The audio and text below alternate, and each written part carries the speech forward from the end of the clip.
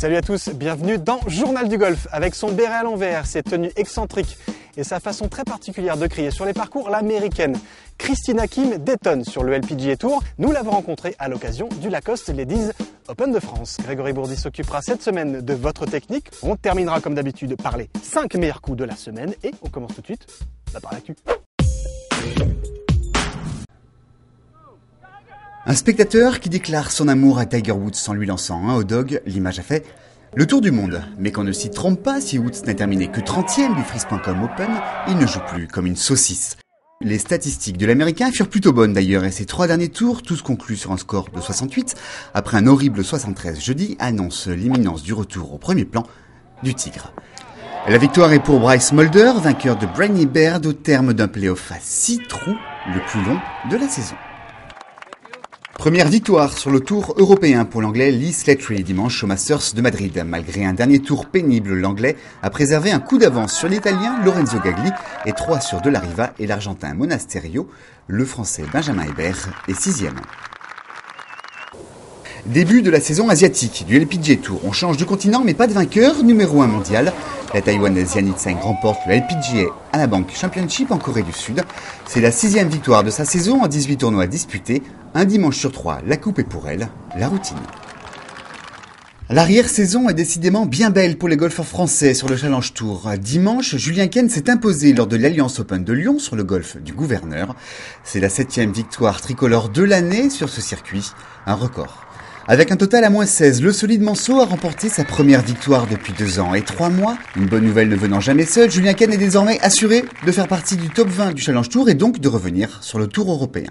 3e à 3 coups de Ken, Michael Lorenzo Vera signe également son retour aux affaires. Longtemps perturbé par une blessure à un poignet, le Basque a terminé avec une carte de 64, son meilleur score depuis 2 ans lors de la finale des cartes européennes.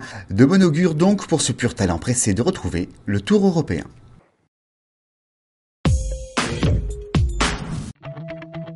Difficile de trouver plus flamboyant que Christina Kim. Tout le monde la connaît, cette américaine qui rit, crie et pleure parfois sur les circuits pro du monde entier. Elle ne compte que 2 victoires sur le LPGA depuis 2003 et pourtant, on n'entend qu'elle. Rencontre avec une joueuse unique qui disputait il y a 2 semaines son premier Open de France tout près de Paris.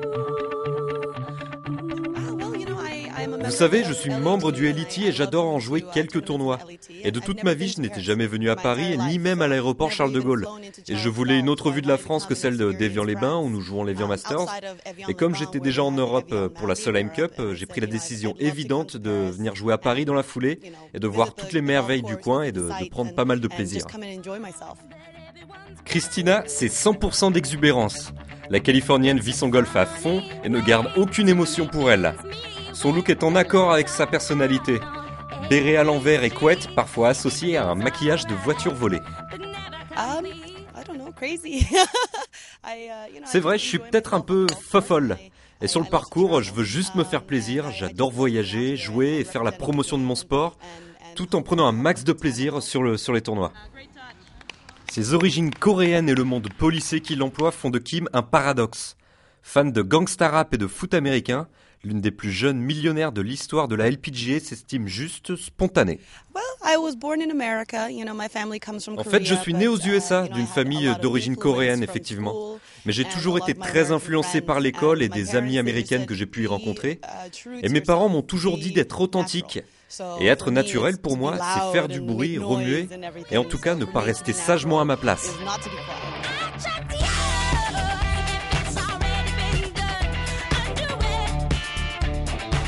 C'est en Solheim Cup que Christina a bâti sa renommée. 3 sélections pour 2 victoires face à l'Europe et une tendance agaçante ou amusante à exciter le public.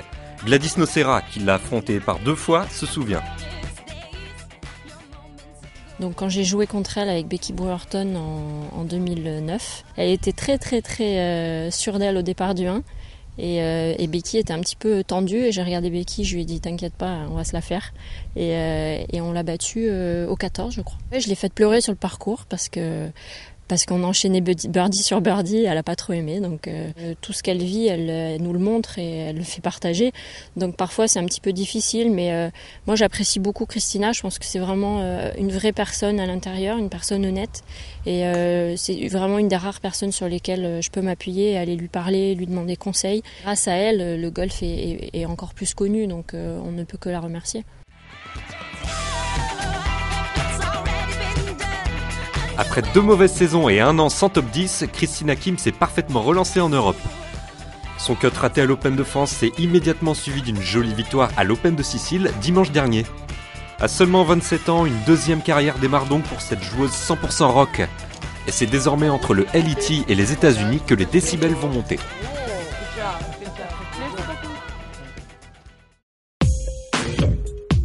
On retrouve souvent des séances de practice un petit peu stéréotypées avec des séances vraiment de coups tout droit. Et moi, j'ai pour habitude de varier énormément les trajectoires, donc faire travailler la créativité et les sensations avant d'aller sur le parcours. Je commence régulièrement ma séance de practice avec des clubs plutôt fermés pour justement travailler les trajectoires d'entrée au tout début de ma séance.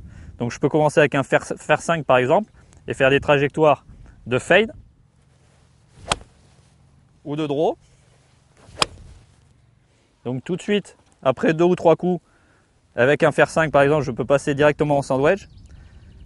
Donc j'essaye en fait de faire pratiquement comme sur le parcours, de ne pas taper une dizaine ou une vingtaine de coups avec le même club. Donc je varie après 2-3 balles avec le même club, je change de club comme en fait on a l'habitude de le faire sur le parcours. Donc toujours pareil, ne pas hésiter à passer du sandwich au bois 3, du fer 5 au fer 9, du drive au wedge, et pas forcément faire une séance de practice où on démarre du sandwich et on monte progressivement jusqu'au drive. Une fois qu'on est chaud, en fait, dès que le corps est chaud, on peut s'amuser à vraiment changer de club presque sur chaque balle, comme on a l'habitude de le faire toujours sur le parcours. Voilà une séance de practice efficace, spécifique, qui va vraiment vous servir sur le parcours. Donc n'hésitez pas à utiliser vos 14 clubs sur le parcours, mais aussi à l'échauffement.